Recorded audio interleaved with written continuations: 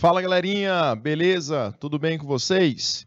A gente está iniciando aqui mais uma aula de física, a nossa aula não presencial, para que a gente possa complementar a nossa carga horária semanal da disciplina de física aqui para a galerinha da terceira série, beleza? Meus queridos, começando aqui mais uma aula de física, a gente vai tratar ainda sobre os temas envolvendo a óptica física. Beleza?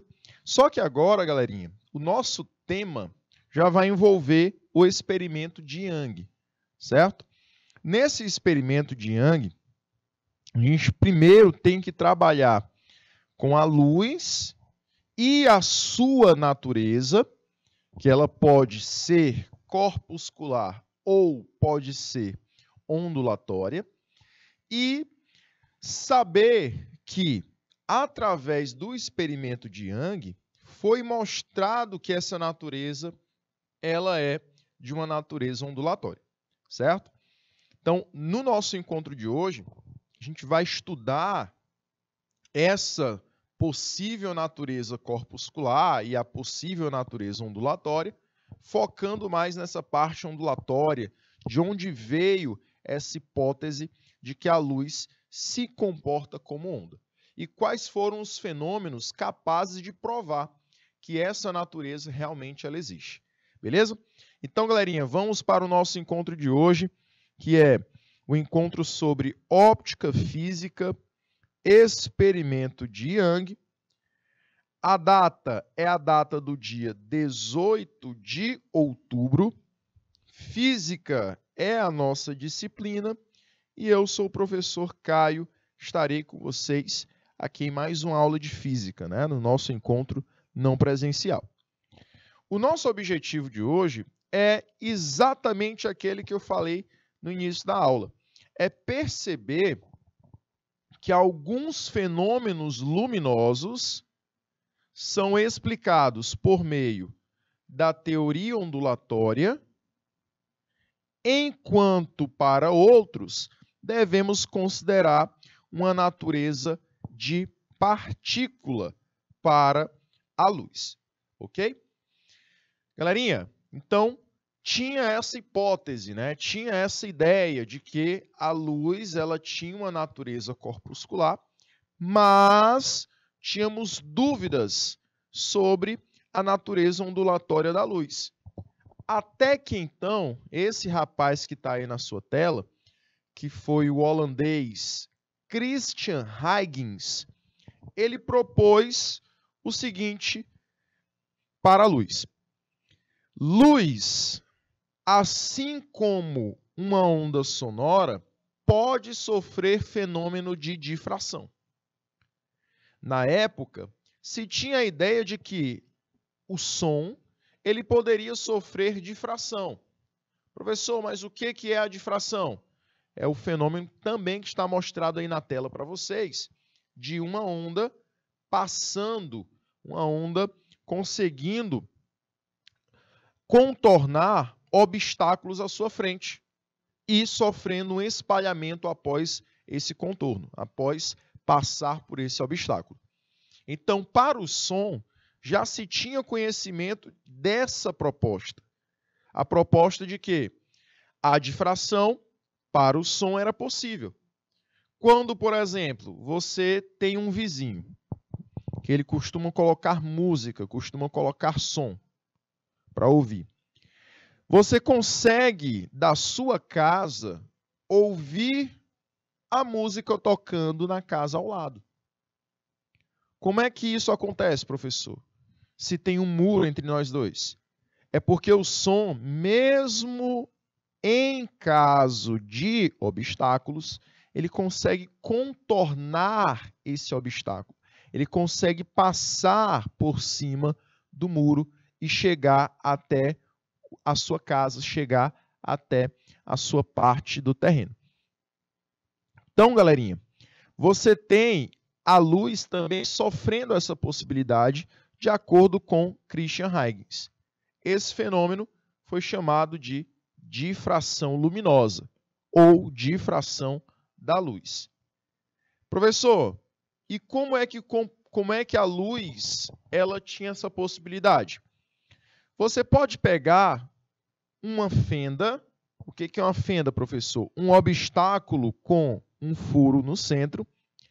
E quando eu tenho uma fonte luminosa emitindo luz em direção a esse obstáculo, e essa fenda ela é muito pequena, de dimensões bem pequenas, eu consigo observar um espalhamento da luz e essa luz ela vai passar por esse obstáculo, tá bom?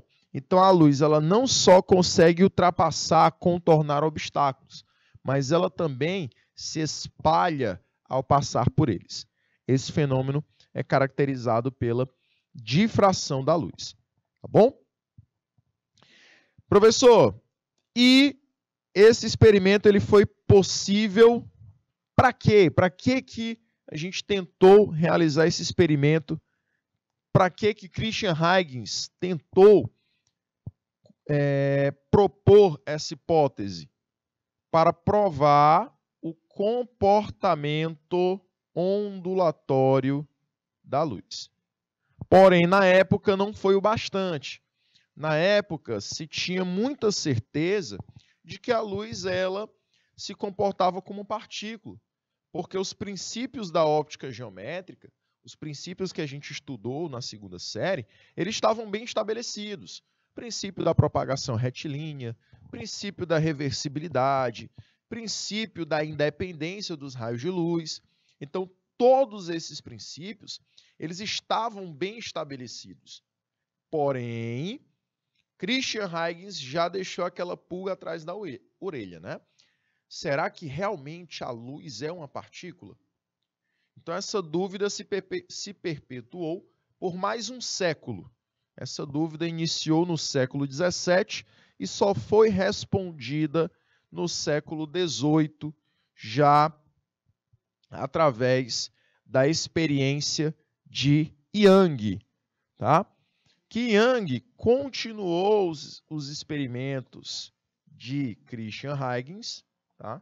Thomas Young continuou os experimentos propostos por Christian Huygens e propôs algo mais.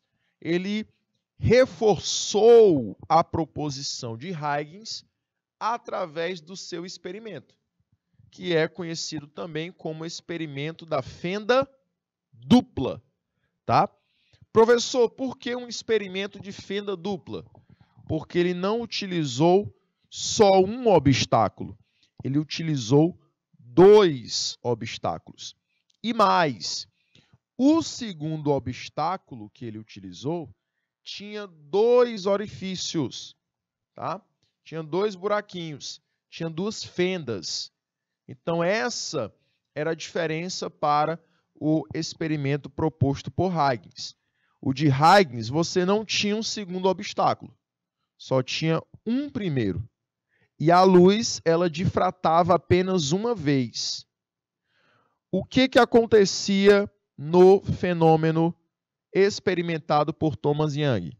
A gente já observa que a luz ela vai passar inicialmente por um primeiro obstáculo, por uma primeira fenda, e ela vai sofrer um primeiro espalhamento, certo? Posteriormente, o que vai acontecer? Eu vou passar por um segundo obstáculo com 2 outras fendas. E esse segundo obstáculo, ele vai dar um comportamento para a luz como se eu tivesse agora 2 outras fontes de luz, tá? 2 novas fontes de luz.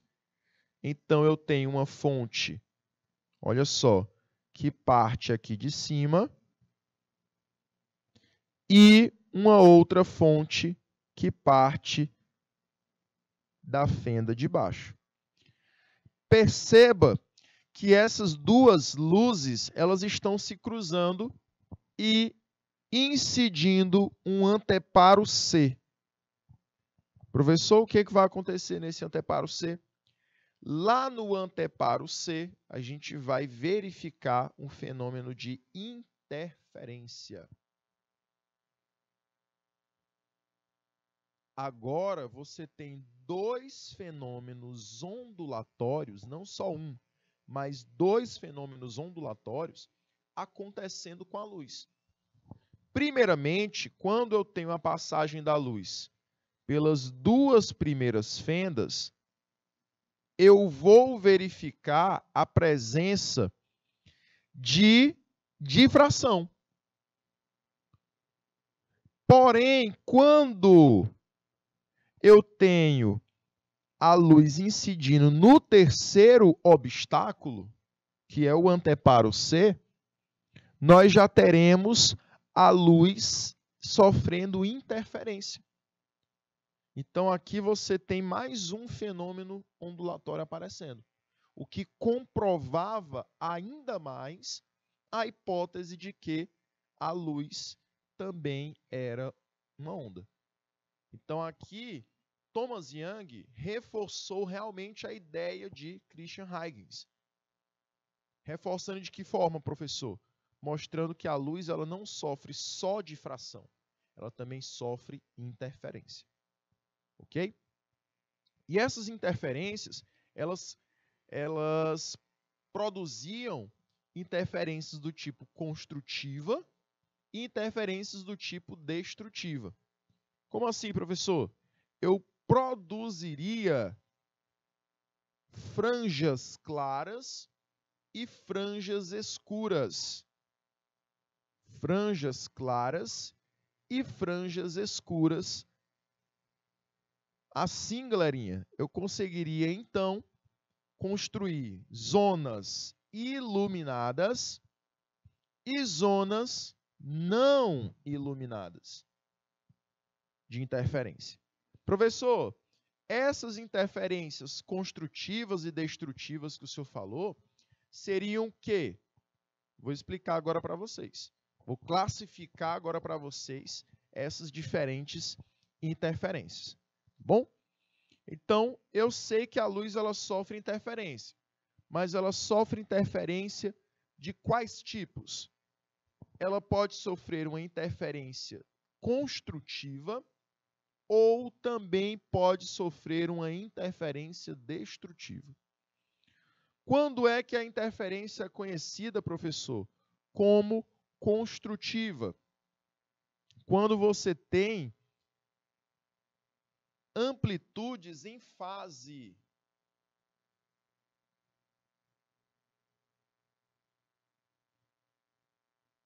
Quando a minha onda ela está oscilando na mesma fase. E lá no experimento de Young, seria a parte que eu tenho as franjas claras ou manchas claras.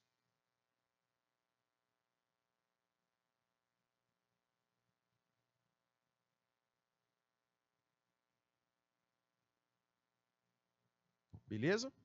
Então, nas partes iluminadas, aqui na imagenzinha da direita, que eu observo listras iluminadas, são as franjas claras. São onde a interferência ela se tornou do tipo construtiva. Professor, quando é que ela é uma interferência construtiva? Quando agora você tem as ondas oscilando em fase igual, você observa que as duas amplitudes elas estão para cima, assim como elas também podem estar para baixo, mas as duas têm que estar na mesma fase, ambas para cima ou ambas para baixo. E durante o processo de interferência, durante o fenômeno de interferência, eu terei o encontro dessas ondas na mesma localidade e a amplitude delas será somada. Então, quando eu tenho o fenômeno da interferência construtiva, eu posso dizer que eu somo as amplitudes.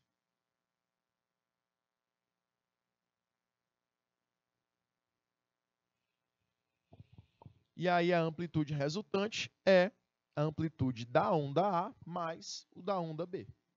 Ok? Depois do processo de interferência, as ondas permanecem na sua propagação inicial.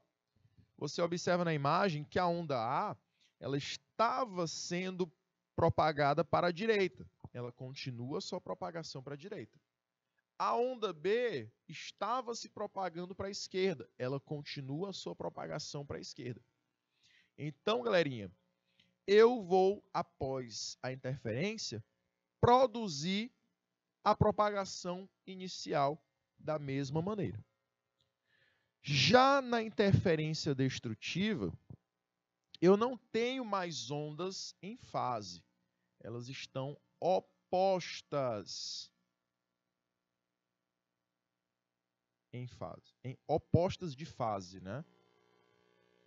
Ou opostas em fase.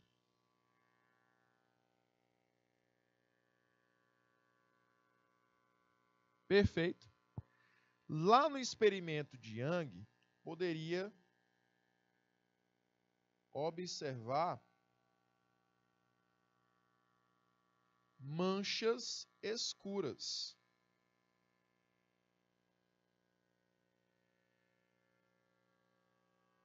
Manchas escuras. Quando eu estou diante de uma interferência destrutiva. Tá bom? Então, lá no caso do experimento de Young, quando eu tenho situações de mancha escura, né, a parte escura da imagem, do anteparo, seria uma parte de interferência do tipo destrutiva. Luz mais luz produziu, então, uma interferência destrutiva. Elas se cancelam, tá bom? Então, vão produzir escuridão. Galerinha, nesse caso, eu vou produzir um cancelamento das ondas, por quê? Vamos lá. Porque uma onda está numa amplitude para cima, a outra tem que estar na amplitude inversa. Então, como elas estão inversas em fase, opostas em fase, a interferência agora será uma subtração.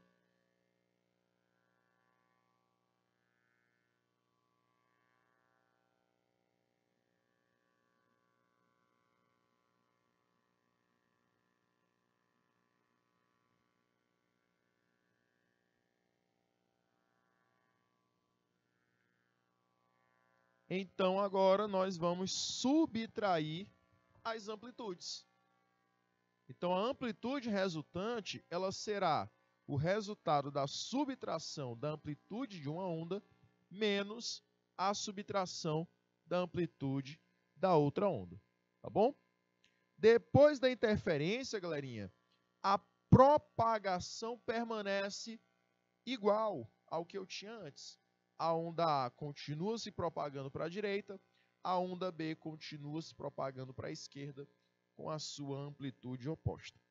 Ok?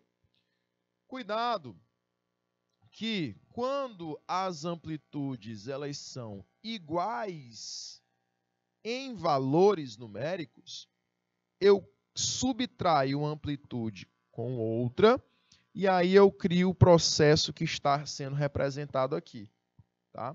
Eu vou criar um processo de aniquilação.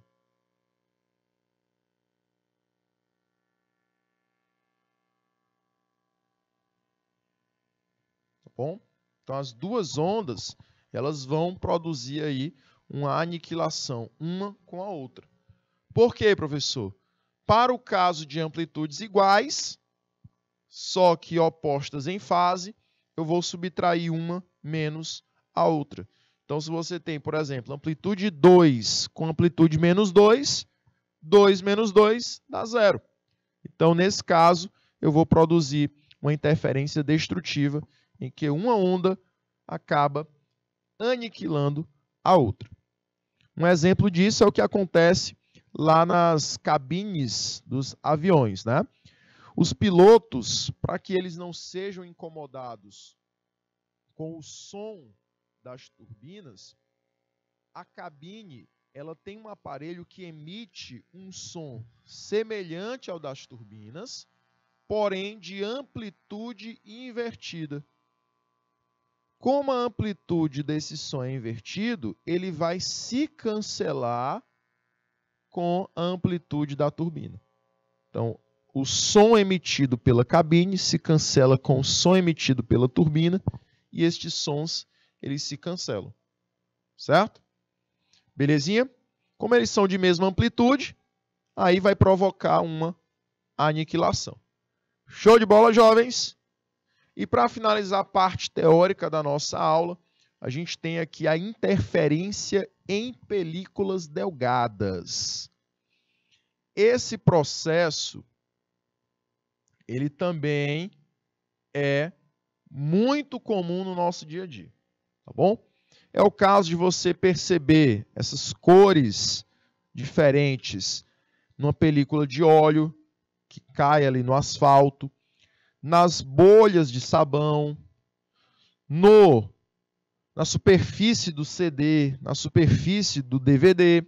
Você vai conseguir observar essas cores diferentes devido a processos simultâneos de reflexão e de refração de raios luminosos. Tá bom? Então, o que acontece, galerinha? Bora lá. Você tem diversos raios luminosos que incidem a superfície, por exemplo, de um óleo, ou de uma bolha de sabão, ou de um CD. O que vai acontecer? Esse raio de luz, um deles, vai incidir na superfície, caso eu tenha aqui óleo e água,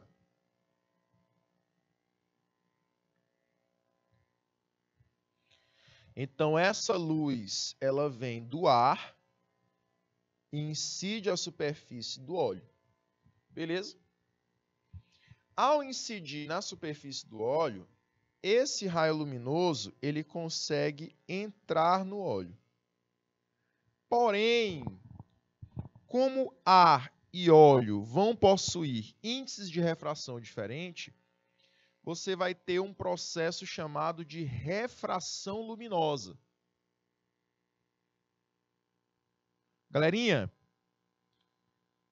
esse raio luminoso que entrou no óleo, ele vai incidir depois na água, na superfície de água, na película de água que está abaixo do óleo.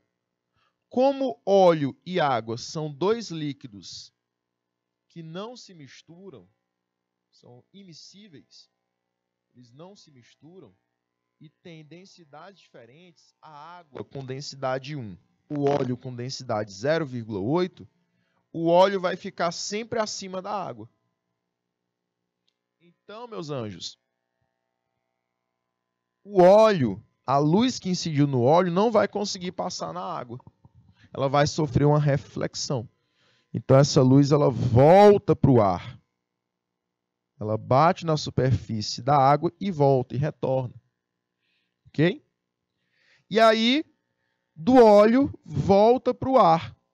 E quando volta para o ar, atinge o olho de um observador. Porém, não existe só esse raio luminoso. Existem vários outros raios luminosos. E um outro raio luminoso que surge aqui, olha o que vai acontecer com ele. Ele incide na superfície do óleo e pode acontecer de não entrar na superfície do óleo, não passar para dentro do material, não ser transmitido para o óleo, e simplesmente sofrer uma reflexão direta, sem chegar a produzir refrações. Então, o nosso olho ele vai receber diversos raios de luzes diferentes, um com uma velocidade, um com outra velocidade. Então, o nosso olho, nosso a nossa fonte de captação de luz não vai conseguir distinguir esses dois raios luminosos.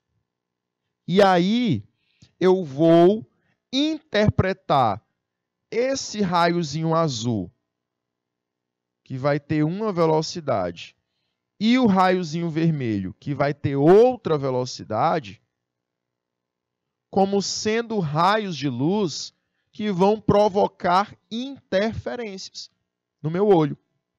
Então, o meu olho ele vai conseguir captar essa imagem mediante processos de interferência. É a mesma coisa que acontece na bolha de sabão.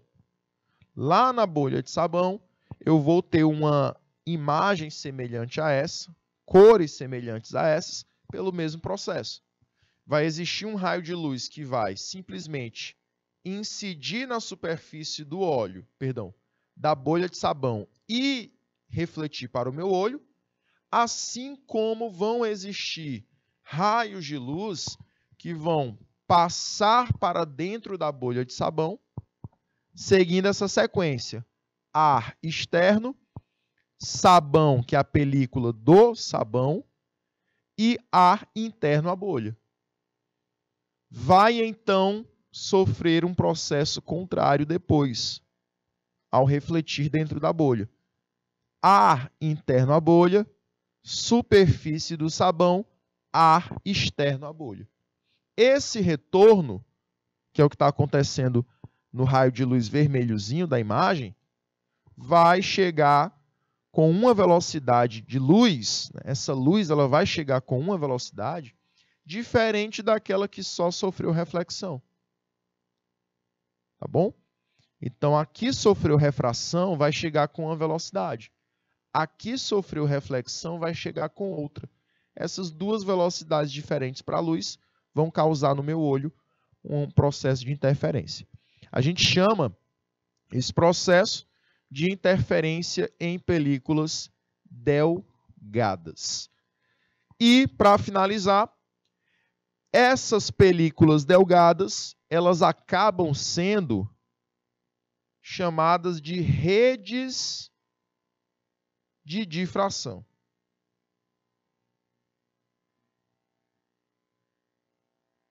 Por quê, professor? Porque elas vão causar o espalhamento da luz. Elas vão causar várias difrações da luz. Esses vários raios luminosos, eles vão se espalhar dentro desses materiais. Por isso a produção dessas cores distintas também. Bom? Show de bola? Não esqueça, esses materiais que vão produzir esse fenômeno da interferência em películas delgadas são chamados de redes de difração. Certo? Jovens, vamos agora para as nossas questõezinhas. Vamos aplicar os nossos conhecimentos sobre a temática que a gente acabou de trabalhar. Tá bom? Questãozinha número 1. Eu vou dar um timezinho de 2 minutos para vocês tentarem responder. E aí a gente volta com o gabarito delas. Tá bom? 2 minutinhos na tela.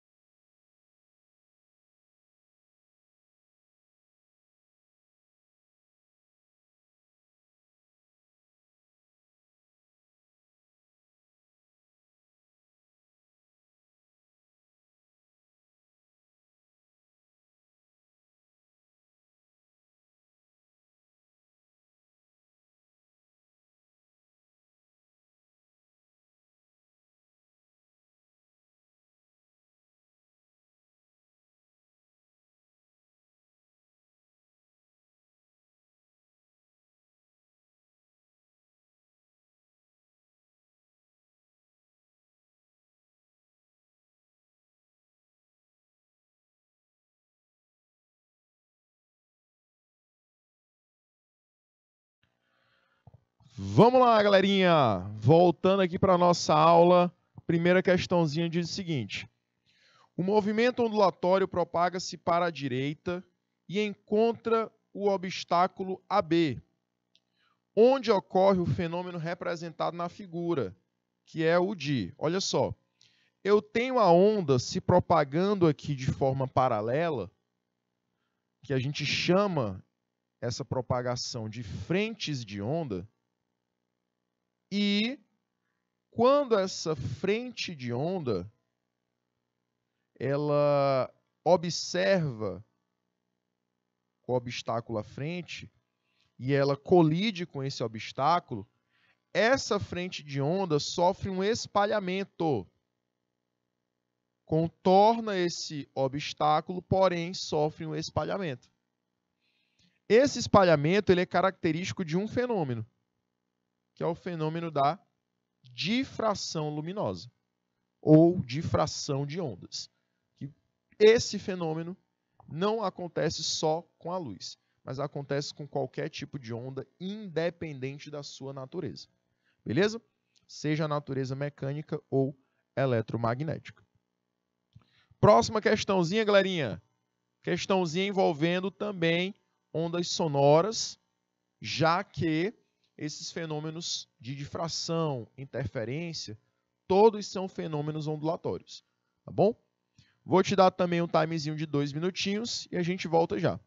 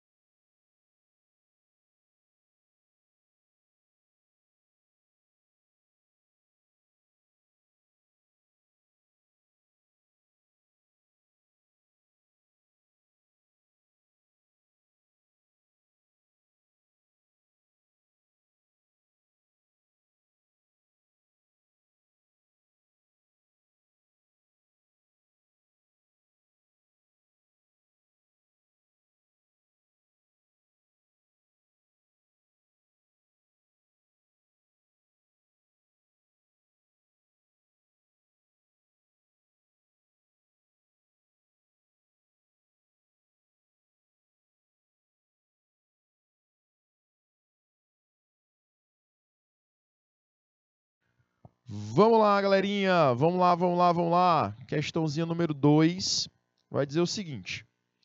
Alex encontra-se dentro de uma sala cujas paredes laterais e superior possuem isolamento acústico. Ou seja, eu não vou ter propagação da onda, nesse caso sonora, por meio das paredes ou pelo teto. A porta da sala para o exterior está aberta. Alex chama Bruno, que está fora da sala. Pode-se afirmar que Bruno escuta Alex porque, ao passar pela porta, a onda sonora emitida por este sofre, bora lá, Como a onda sonora é uma onda tridimensional, ela vai se propagar em todas as direções. Beleza? Então, vou fazer aqui elas propagando para trás, porém, ela vai ficar no isolamento acústico. E quando ela se propaga para frente, para o lado da porta, vou ter a presença aqui de uma fenda, né? Ou seja, de um obstáculo com um orifício, que nesse caso é a abertura da porta. Quando a onda sonora ela passa por essa brecha, por essa porta, ela vai sofrer um espalhamento.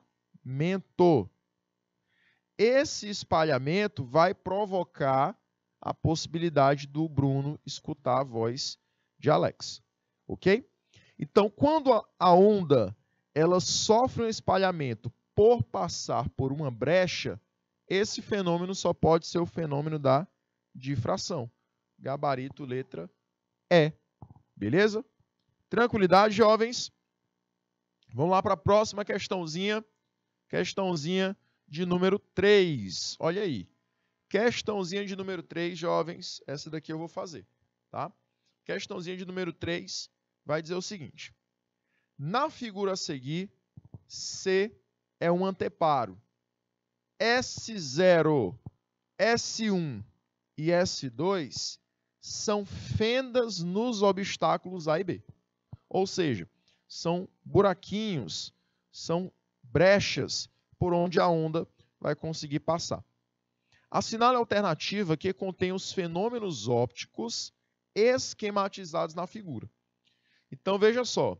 A luz solar, ela incide no primeiro obstáculo e esse obstáculo tem apenas uma fenda. Quando passa por essa fenda, a luz ela vai sofrer um espalhamento. E esse espalhamento é caracterizado como difração. Então, não pode ser a letra A, nem a letra C e nem a letra D. Porque se for respectivamente, né, primeiro o fenômeno é difração. E quando eu passo por essas duas outras fendas, eu novamente tenho fenômenos de espalhamento. Da luz que passa pela fenda S1, né, pelo espaço S1, e da luz que passa pelo espaço S2. Tá? Você vai observar que eu vou ter dois espalhamentos aqui, cada um vindo de uma fenda diferente. Então, galerinha, quando chega lá no nosso anteparo C, essas duas luzes elas vão se encontrar na mesma localidade. Vão produzir as manchas claras e escuras, características do fenômeno de interferência luminosa. Ok? Então, gabarito seria letra B de bola. Para finalizar a terceira questão. Podemos ir para a próxima? Vamos lá para a próxima questão. Quarta questão diz assim, bora lá. Mediante uma engenhosa montagem experimental, Thomas Young fez a luz de uma única fonte passar por duas pequenas fendas paralelas, dando origem a um par de fontes luminosas coerentes e idênticas, que produziriam sobre um anteparo uma figura como a registrada na fotografia a seguir. A figura observada no anteparo é típica do fenômeno físico denominado. Essa daqui não tinha como errar, galerinha. Quarta questão, gabarito, letra A. Processo de interferência. Você observa que eu tenho manchas claras e manchas escuras, uma intercalando a outra. Essas manchas, elas são características de um único fenômeno. Fenômeno da interferência luminosa. Perfeito? Próxima questão, questãozinha número 5. Questãozinha número 5 diz o seguinte, bora lá. A experiência de Young relativa aos fenômenos da interferência luminosa veio mostrar que, bora lá, a interferência só é explicada satisfatoriamente pela teoria ondulatória da luz. Prontinho. Gabarito, letra A. Letra B diz o seguinte: a interferência só pode ser explicada com base na teoria corpuscular de Newton. Não. A interferência é explicada pela teoria ondulatória.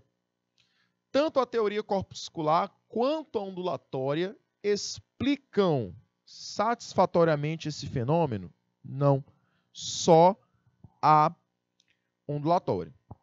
Letra D. A interferência pode ser explicada independentemente da estrutura íntima da luz? Não. Somente se for ondulatória. E letra E. A luz não sofre interferência? Errado. Tá? A luz, como toda e qualquer onda, pode sofrer interferência. Perfeito? Vamos aí para a sexta questãozinha. Ele novamente coloca para a gente a mesma imagem do experimento de Young. E aí ele pede para que a gente assinale a opção correta. Bora lá. Letra A. Tal experimento evidenciou que a luz poderia ser interpretada a partir da teoria corpuscular? Não. Esse experimento, ele vai mostrar que a luz é interpretada de acordo com a teoria ondulatória. Letra B. Tal experimento evidenciou que a luz pode ser interpretada a partir da teoria ondulatória. No obstáculo B, a luz difrata e a seguir sofre interferência construtiva ou destrutiva, formando a imagem característica no anteparo C, denominado franjas claras ou escuras. E aí a gente observa que esse é o nosso gabarito. Certo, galerinha? Vai ficando aí uma boa quantidade de questões para vocês trabalharem em casa, todas as questões gabaritadas, tá bom? E aí a gente se encontra na próxima semana de aulas aqui pelo canal Educação. Forte abraço para vocês, boa noite a todos, bom restinho de semana para vocês e a gente se encontra na próxima aula. Tchau, tchau, galerinha!